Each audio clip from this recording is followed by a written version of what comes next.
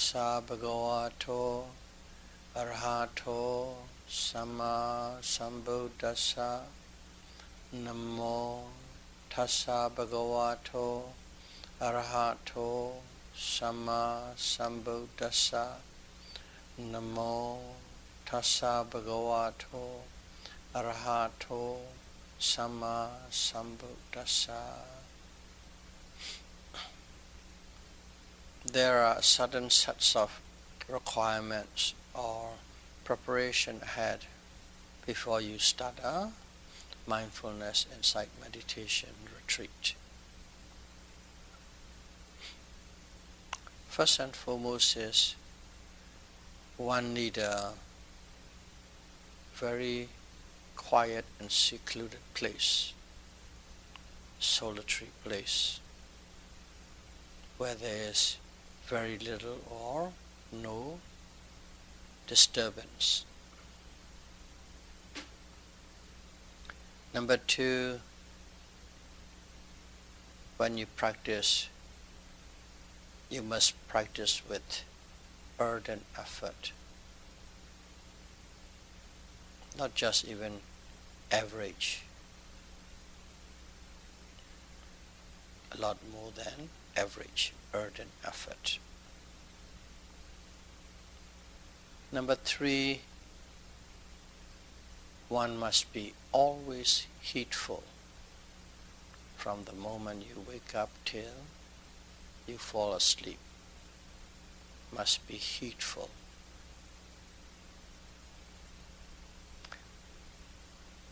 Number four is incline your mind towards Nibbana.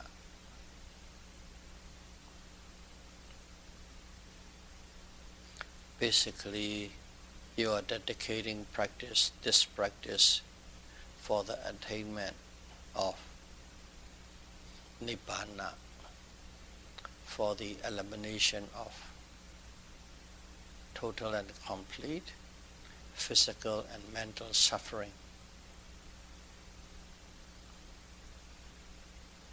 Number five, one needs moral purity.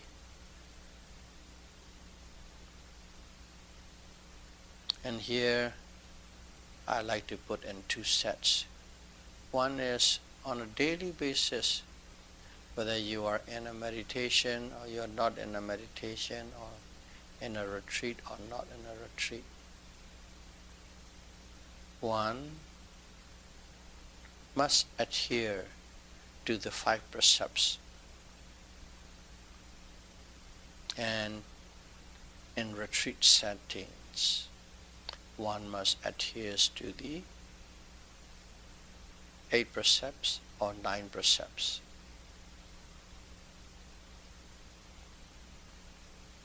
And number 6, and the last preparatory requirement, is the right view. And here, foundation or the baseline for the right view is understanding of the concept of karma from Buddhist perspective.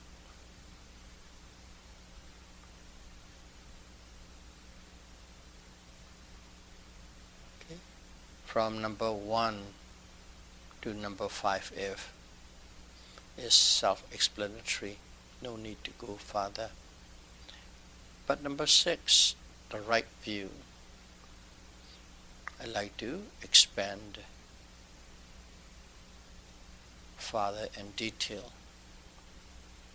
And you will also find that right view has a lot of overlap with number 5, moral purity.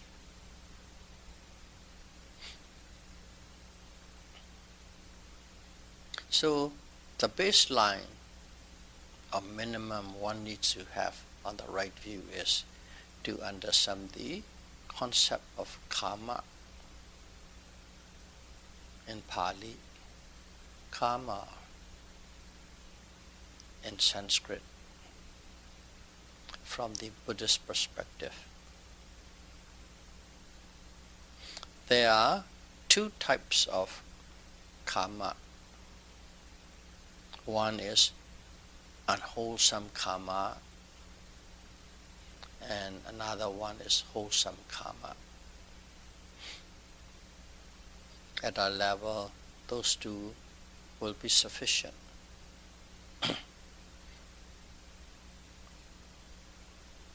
So let's see unwholesome karma. In Pali it's called akusala karma. Akusala is unwholesome, karma is karma. We don't translate in English anymore. So, what is this unwholesome karma or unwholesome actions?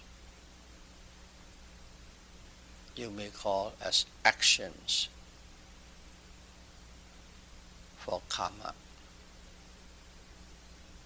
Unwholesome actions are full of faults and also blameworthy by the wise, and it is bound to produce negative or bad result or negative effects, result effects, bound to produce. Keep in mind, karma is simply an action. It doesn't include the result or effects from the Buddhist perspective.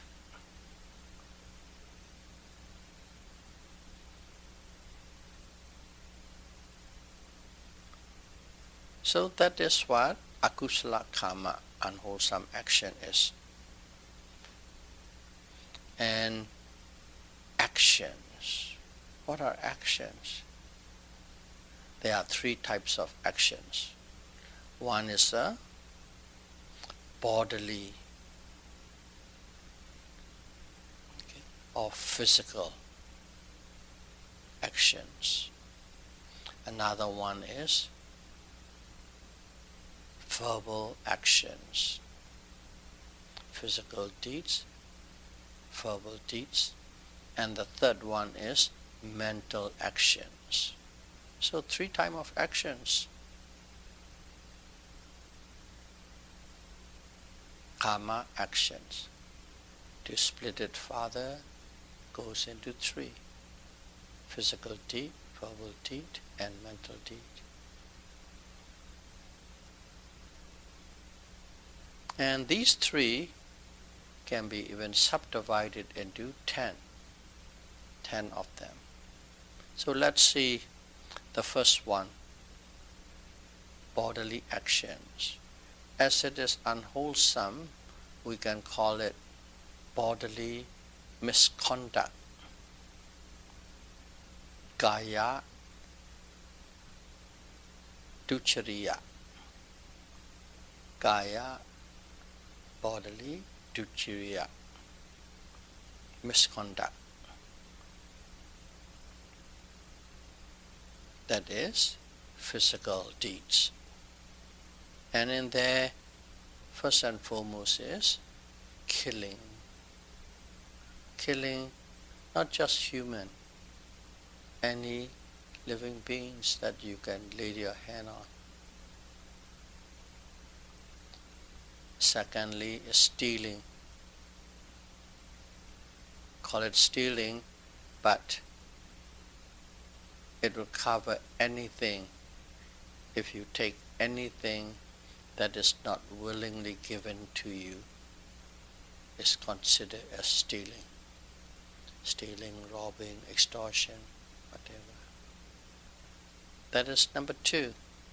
And number 3 is sexual misconduct.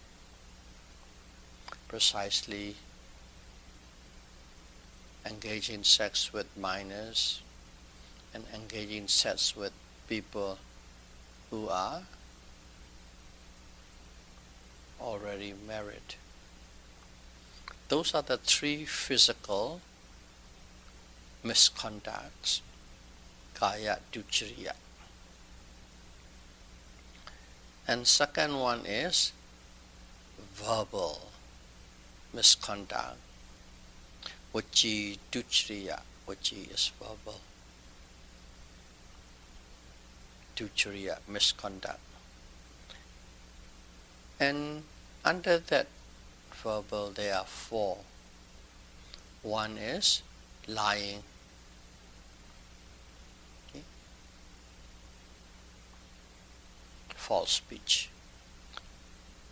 The next one is slander, malicious talks.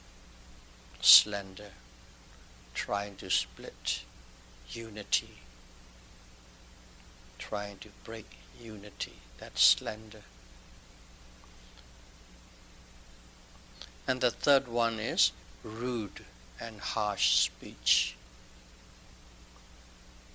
And the fourth one is frivolous talks, which means indulging in unproductive, not beneficial talks.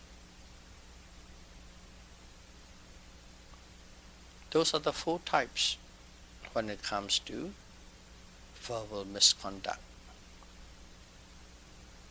And the third one is mano duchriya. Mano is consciousness, but we can translate as mental disconduct, mental misconduct, mano duchriya. So in terms of things, simply the unwholesome thoughts, the third group is. And this one I like to go a little deeper, because a lot of people have uncertainty or confusion whether a thought can form karma, whether a thought can form karma. Here is totally negative karma. Can the formation of negative karma, bad karma, can arise simply from a unwholesome thought? That kind of questions arises quite often. So one part is let write down at our level. At our level. I'll start with the enumeration. The first one is covetousness. What it is thinking or scheming about how to get things that doesn't belong to you, belongs to somebody else. In other words, there's a greed. And the next one is ill will. Ill will is in a thought form, planning, scheming, to revenge, to hurt someone. That's ill will. And the third one is wrong view. 3. Wrong view is simply a thought in a thought form. So those 3. So let's look at it, whether a thought can produce negative karma or not. First, take or one angle to look at this. Does your speech and your physical deed arise without a thought base? It always starts from a thought. And a thought can manifest into speech. A thought can manifest into physical deed. See, the base is a thought. That is one thing we need to be keenly aware of.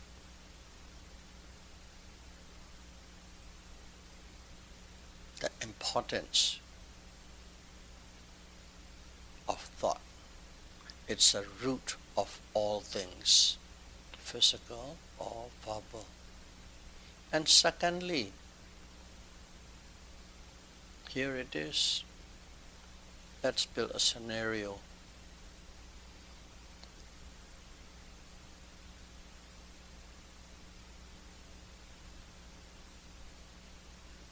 There is an object, a property, belong to a friend. You know that your friend likes that object. Let's say a beautiful pen. Likes that object very much and doesn't want to part with it. That's the second base.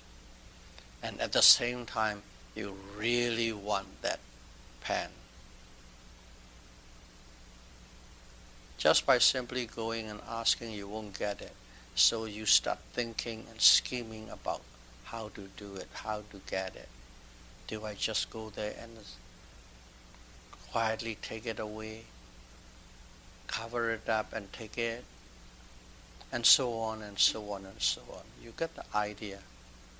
Just thinking, scheming how to get that. And the thought can become very intense. I'm giving you a very simple object to relate with. But you never actually talk aloud or actually did it. But at the same time, that negative thought is highly intense, with great volition, intensity, cetana in you.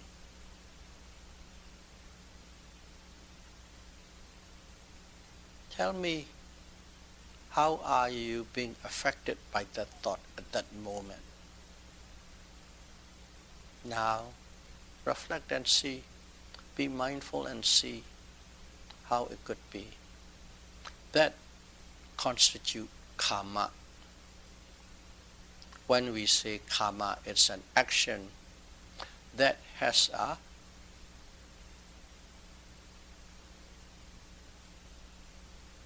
effect. Action, effect. Action, reaction. Cause, effect. Whenever an action is done, there's an effect. That intense, covetous thought, wanting somebody else's property, definitely form a unwholesome karma. Therefore, it will produce unwholesome effect. Effect is one thing. Effect is not karma. Only action is karma. So pen is very simple. Let's do a dog.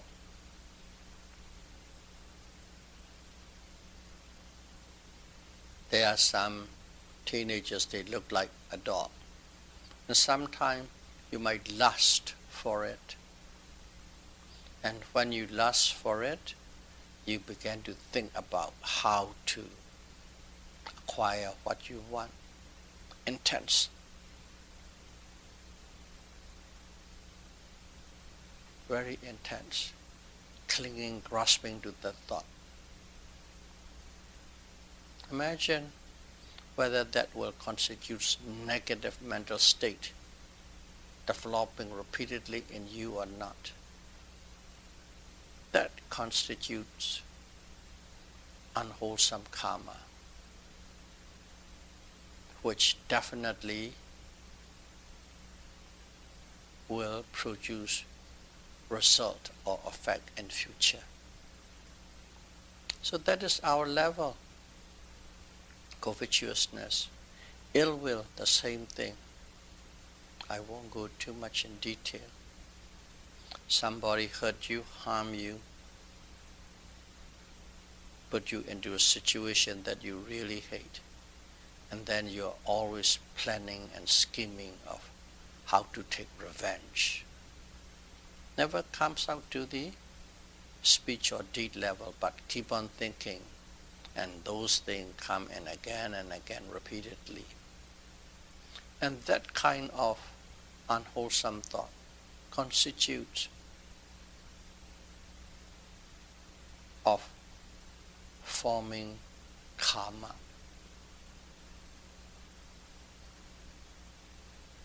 Those are the karmic formation. And then the third one is wrong view. I'll treat it a little later by itself. So those are thoughts. Wanting other people's property, thoughts about cruelty and hurting and harming and violence to others, and wrong view, they definitely constitute in the formation of karma. But in a level, everyday level, what's happening is we are so busy with our speech and deed, talking, and all the actions, talking actions, and then physical actions. That's all we are engaging from dawn to dusk, physical actions and verbal actions.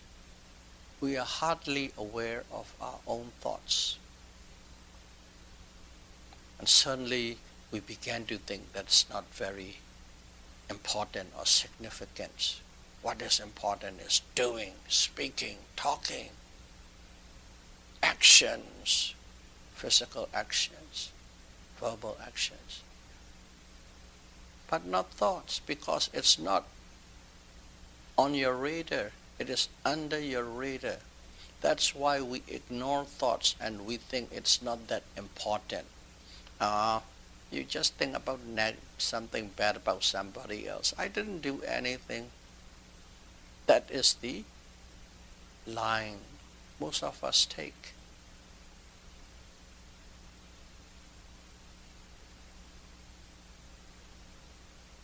That is the level.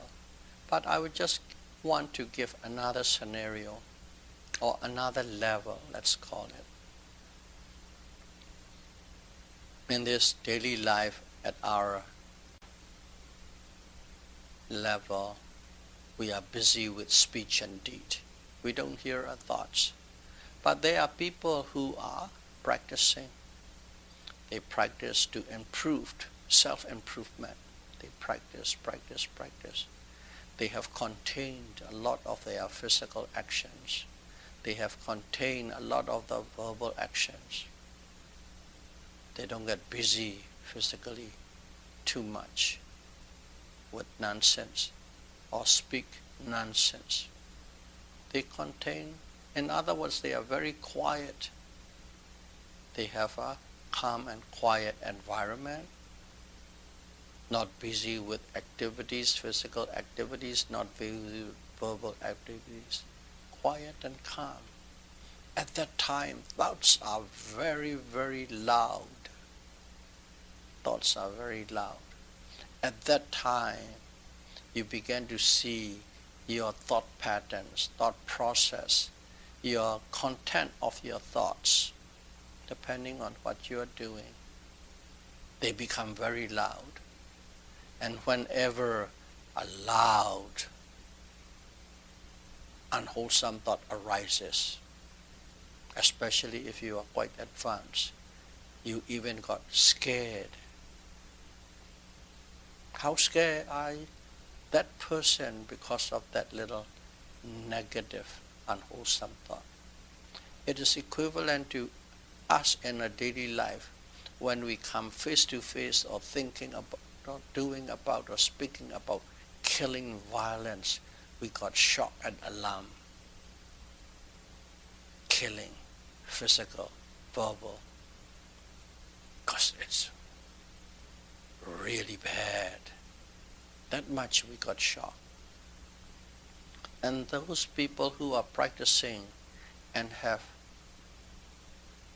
established a lot of a quietude for physical and verbal, those loud, unwholesome thoughts are as shocking as killing to you for them. Because the awareness, because of the volition that contained is so clear at that moment, it is so scary for those people. Different level. At that level, those become the major unwholesome actions that can keep on producing effects, result, vipaka. So I think this would be sufficient for us to know that thoughts can produce, thought can form result or affect vipaka, formation of karma, and once a karma is formed, down the line, separate department, result will arise. So this has been asked quite often by many yogis. So to enumerate it, let's recount it. Unwholesome actions, three major types: physical, verbal, and mental.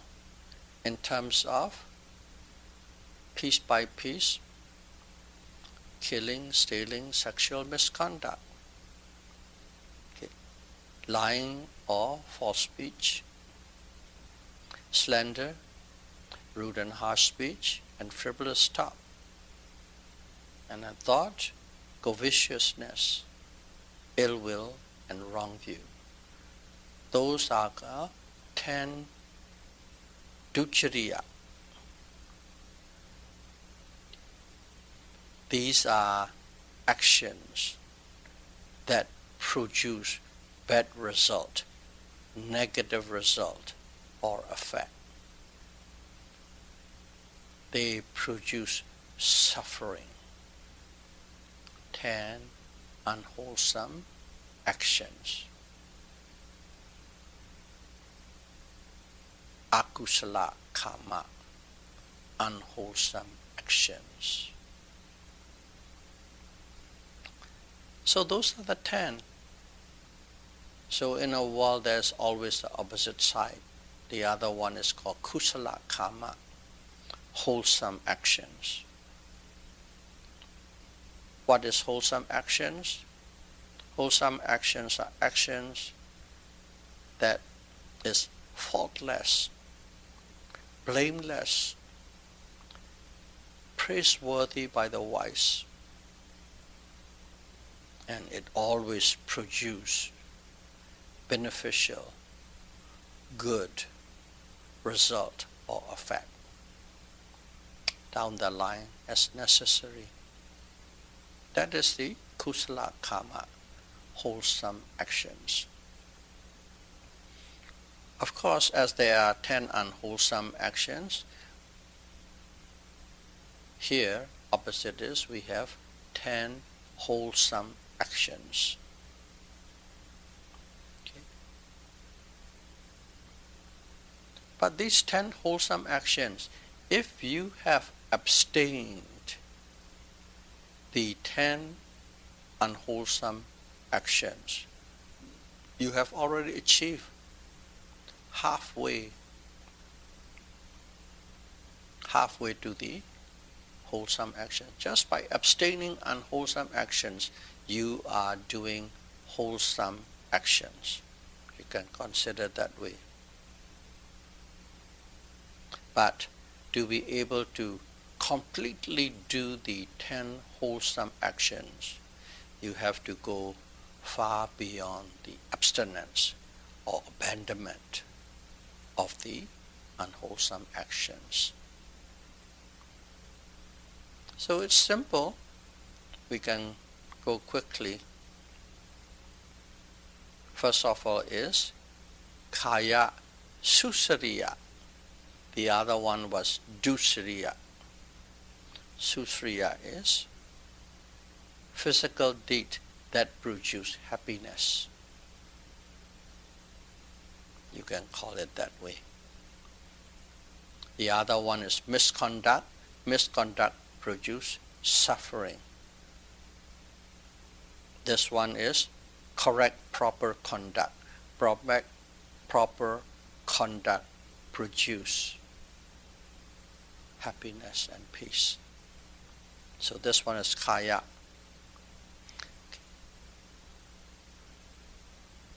Unwholesome, killing.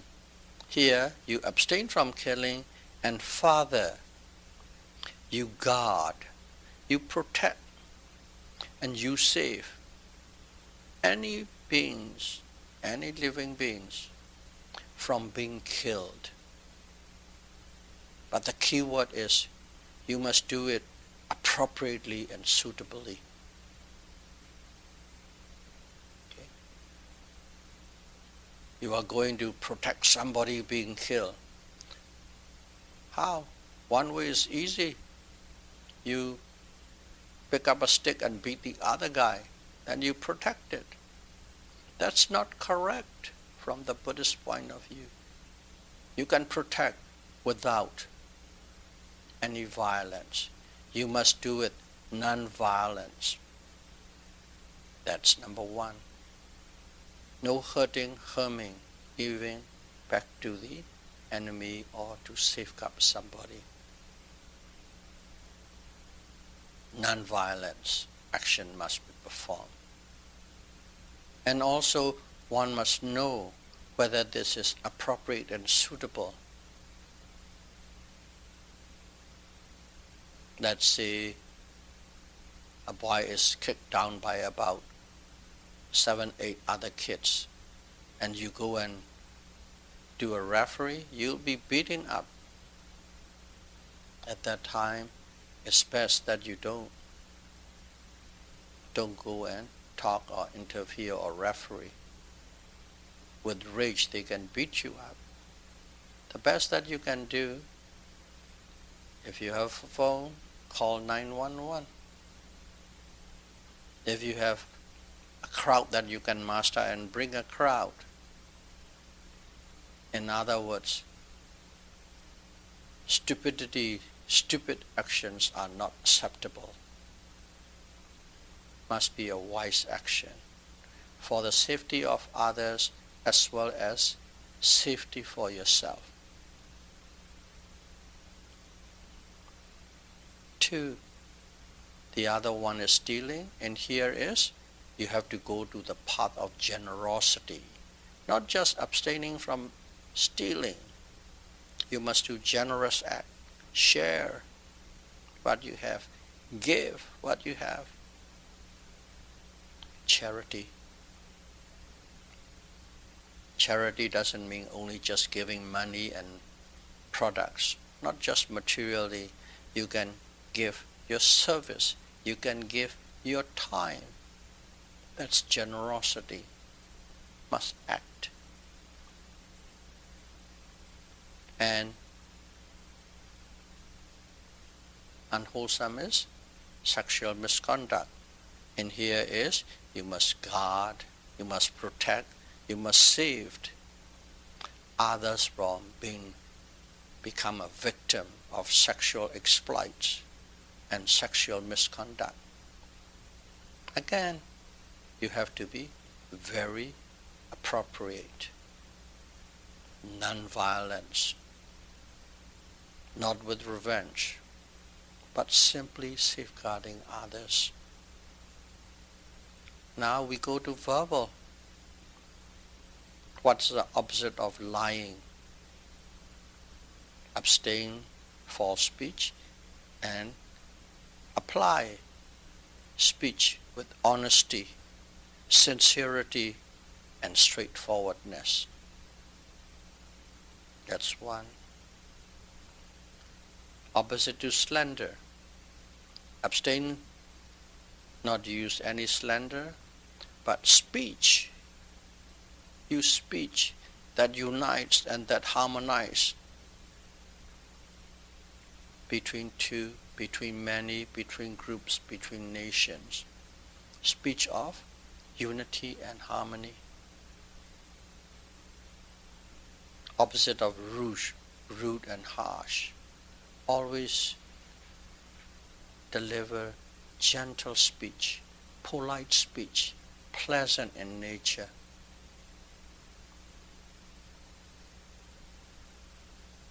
And the opposite of frivolous talk. Always deliver a suitable speech to the time and space and people. Appropriate speech, suitable, productive, beneficial. Every word come out of your mouth must be directing or producing towards benefits and productive. Something useful. And then the eighth one, manosusariya, thoughts that produce happiness. What's the opposite of covetousness? It's wanting. Okay. By any means. You abstain from it, and then you must think about welfare of others. Welfare of others is you are thinking about welfare of others,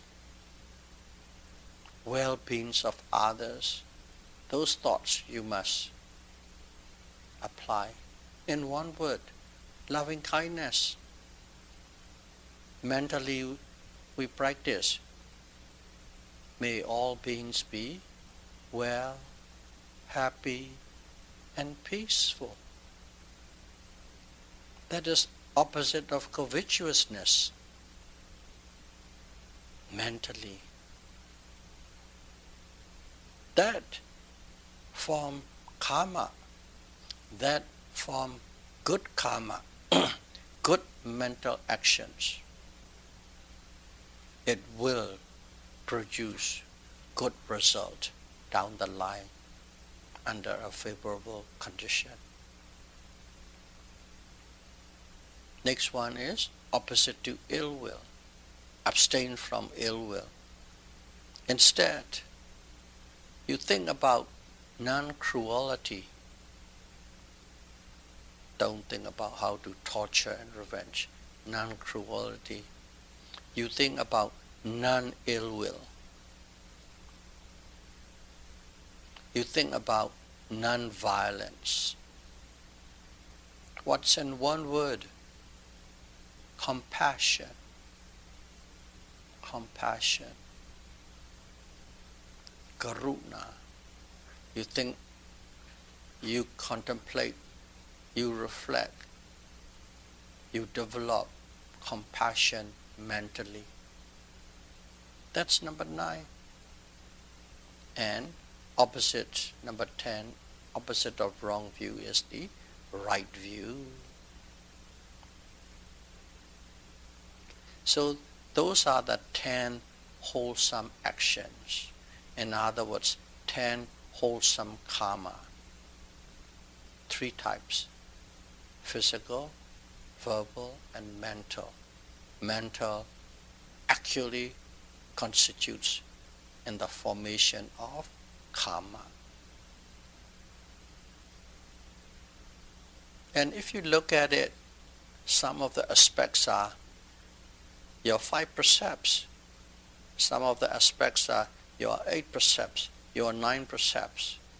So karma and the precepts has a bridging hand in glove. So number 5 and number 6, morality and the right view, are different but they are also similar. So 10 wholesome actions produce or give rise to happiness and rebirth in a human realm, Deva realms and Brahma realm. They call it Sukati Bhumi, realms or places of happiness.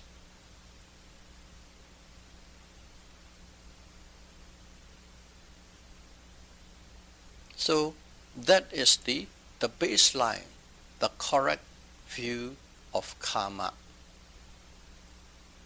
Only part of it, it's not complete yet, but that's what it is. You do good things, you have good result. You do bad things, you have bad result. Doing action is karma. Result, consequences, not karma. It's called vipaka, resultant. They are two different things. Don't think you see karma, cause and effect are together there. Because there may be a cause and there will be a effect. Because effect produced at different time, immediate, later, many lives later. It can go a lot deeper.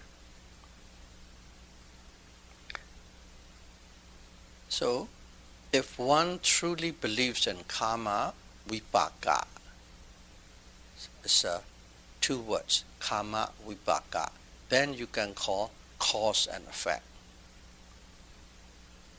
If one truly believes in karma, vipaka, cause and effects, one will surely avoid. If we believe in it, we'll surely avoid doing unwholesome karma, and we will always engage in wholesome karma, because we don't want to suffer. One produces suffering, one produces happiness. If we truly want happiness, we will do wholesome karma and we will avoid unwholesome karma. But you have to believe it deeply.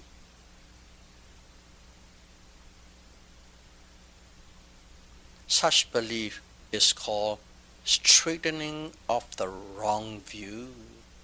This just good and bad, good produce good, bad produce bad.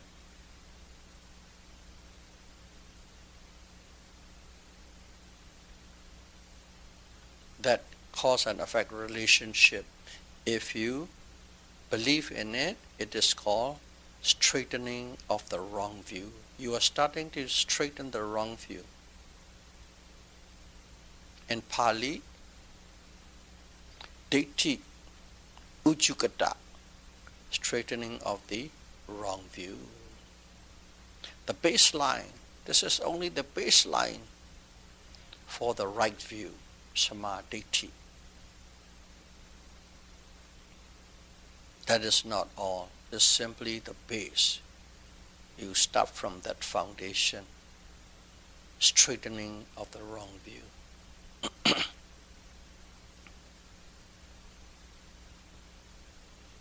And the next step in the right view is you have to climb up the ladder. The right view is believing, just in a arm-waving style, believing in Buddha, Dhamma, and Sangha.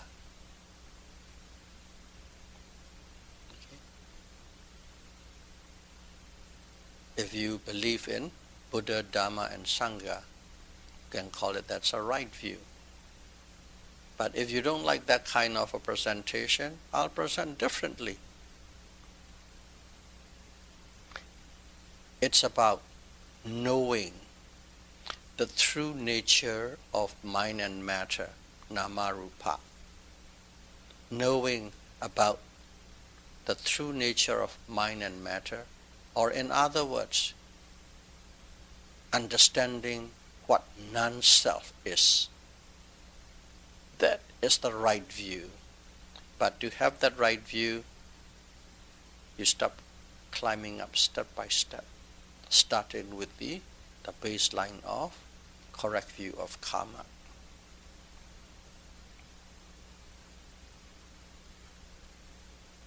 And if that is a little too complicated on a scriptural term, knowing, understanding the Four Noble Truths, that's the right view.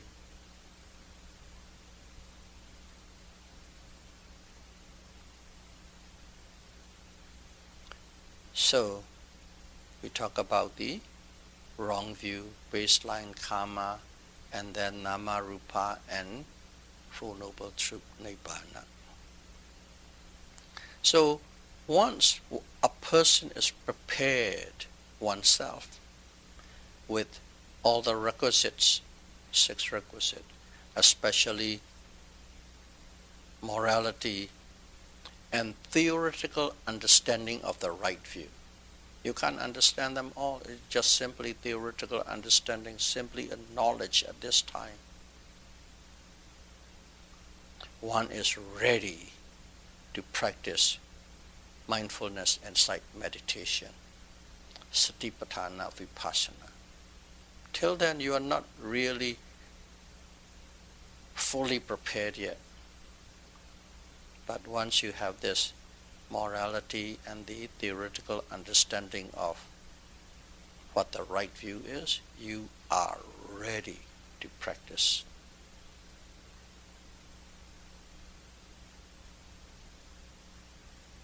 When you practice, you have practiced. When you practice, you have a constant and uninterrupted mindfulness with concentration will arise. When you practice, that's what will arise. That's what the first immediate, constant, uninterrupted mindfulness with concentration will arise. And that in turn will produce mental purity, purity of mind. You will achieve purity of mind.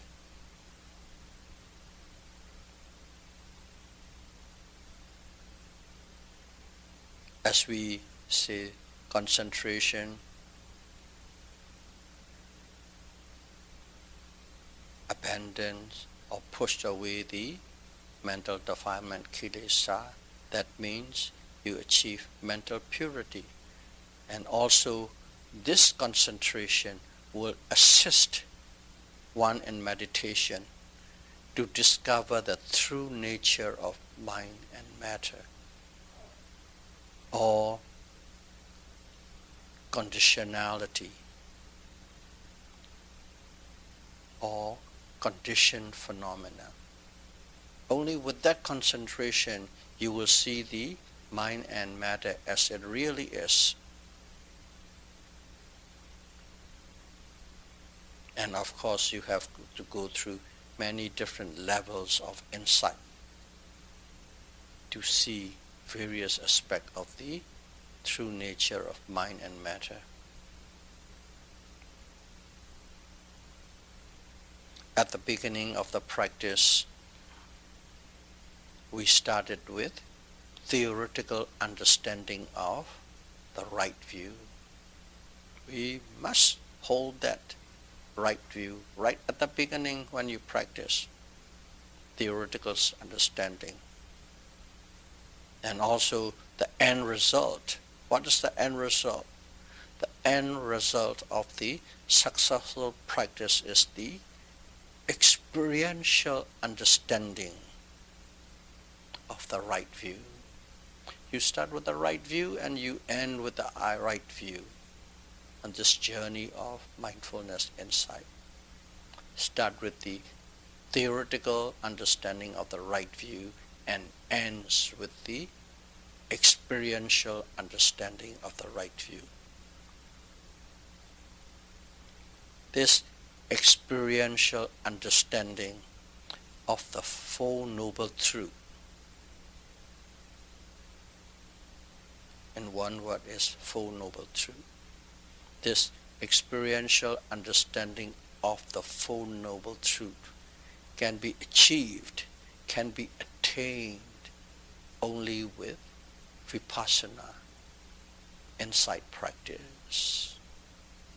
So may all of you be able to develop the 6 basic requirements for the mindfulness insight meditation and eventually understand the true nature of mind and matter experientially as soon as possible. Sadhu, sadhu, sadhu. Thank you very much.